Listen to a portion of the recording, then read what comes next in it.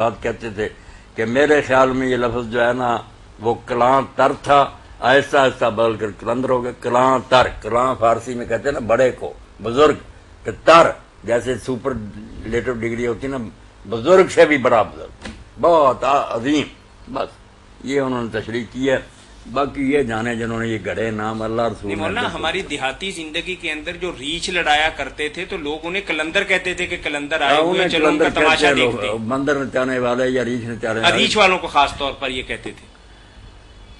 وہ بھی ایک لحاظ سے تو ٹھیک ہے، اگر کوئی آدمی اپنے نفس کو نچا رہا ہے، اسی طرح نکیل ڈالی اور نچا رہا ہے اس کو کہ تو کرتا رہا ہے شرارتیں، نہیں تیری بات مانوں گا، پھر وہ بھی بہت بڑا بزرگ ہے۔ ایسے کلندر کو میں مانوں گا، روزے کے ذریعے اس نے نکیل ڈالی ہے کہ تو جتنا جی چاہے چاہ کہ میں یہ دیکھوں گا، میں نہیں دیکھوں گا۔ اگر نچائے نا اس نفس کو تو وہ بھی کلندر ٹھیک۔ اس معنی میں اگر کوئی لے تو درست ہے، مگر شریعت کے اندر کی بات کرے، شریعت کے خلاف نہ بکواس کرے۔ ٹھیک ہے۔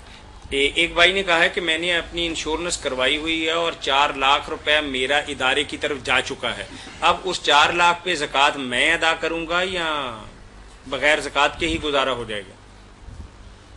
نہیں، وہ 4 لاکھ جو گئی ہوئی ہے رقم اسی کو واپس ملنی ہے، بے شک 10 سال بعد 10 سال بعد ملنی تو الگ، اب بھی آئی اگر چاہے کہ مجھے دے دو میں اس کو برتنا چاہتا ہوں، نہیں اس میں کچھ کٹوتی کر کے دے دیتے ہیں، وہ دے دیتے ہیں اس میں کچھ جمع تفریق کر آ کے نا۔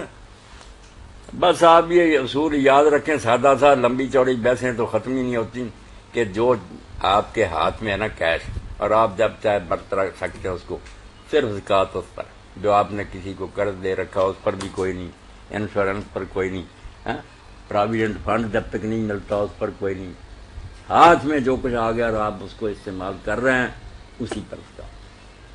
جی مولانا اس پہ زکوٰۃ اس حوالے سے نہیں لیں گے کیونکہ جو بھی ادارہ ہے وہ بہت زیادہ کٹوتی کر کے رقم واپس کرے گا، آپ کی ہے صحیح کاغذات کے اندر، لیکن بینک کی طرح آپ اسے استعمال نہیں کر سکتے کہ بینک میں تو 4 لاکھ آپ کے جمع ہیں، آپ جائیں 4 لاکھ نکلوا کے لیں۔ ہاں یہ تو ہاتھ میں ہی ہوتا۔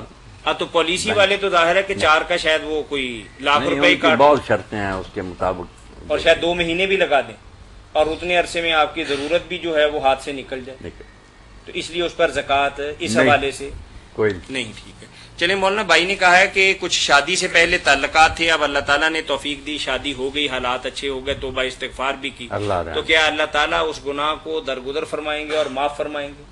معافی اگر مانگ رہے ہیں دونوں شرمندہ ہیں تو اللہ معاف کرے۔ ٹھیک ہے، چلیں ایک آخری سوال ہے مولانا پروگرام ختم کرنے سے پہلے۔ بھائی نے کہا کہ آج کل کے جدید دور کے اندر جو ذرائع آمد و رفت ہمیں میسر ہیں تو کیا ان کی موجودگی کے اندر بھی ہم روزہ چھوڑ سکتے ہیں؟ لاہور جانا 10 منٹ لگیں گے اگر جہاز پہ جاتے ہیں تو؟ نہیں، آپ چھوڑنا چاہیں تو چھوڑ سکتے ہیں، باقی چھوڑنا کوئی لازمی تو نہیں، اگر اس زمانے میں بھی لوگ رکھتے تھے تو کہیں برا تو نہیں کہا۔ کئی صحابہ کرام سفر کی تکلیفیں برداشت کر کے بھی رکھ لیتے تھے، کچھ نہیں رکھتے تھے، وہ ان پر اعتراض نہیں کرتے تھے، نہیں رکھتے تو بعد میں رکھنے پڑیں گے۔ سفر میں رخصت ہی ہے نا، کوئی یہ تو نہیں کہ حکم میں نہ رکھے، اس لیے اگر کوئی آسانی سمجھتا رکھ سکتا رکھ لے، مگر اگر وہ چھوڑنا چاہے تو اس کو کوئی کہہ نہیں سکتا کہ تو نے برا کیا، سفر ہی ہے۔ ٹھیک ہے، جزاکم اللہ خیر۔ اس خوبصورت جواب کے ساتھ ہی ہم شکر گزار ہیں مفتی اعظم پاکستان محترم مولانا محمد اسحاق مدہ ذلہ العالی کے، جو آپ کی طرف سے آنے والی فون کالز اور براہ راست پوچھے گئے سوالات کے جوابات مرحمت فرما رہے تھے۔ فتاوی آن لائن اسلامی تعلیمات کا program galaxy cable network کے تعاون سے مرکز اور حرمین الاسلامی فیصل آباد پاکستان کی طرف سے ہر روز انہی اوقات میں آپ کی خدمت میں پیش کیا جاتا ہے۔ اپنے مسائل کے حل کے لیے ہمیں کال کیجیے۔ کال کرنے کے لیے ہمارا ٹول فری نمبر ہے 08001171777۔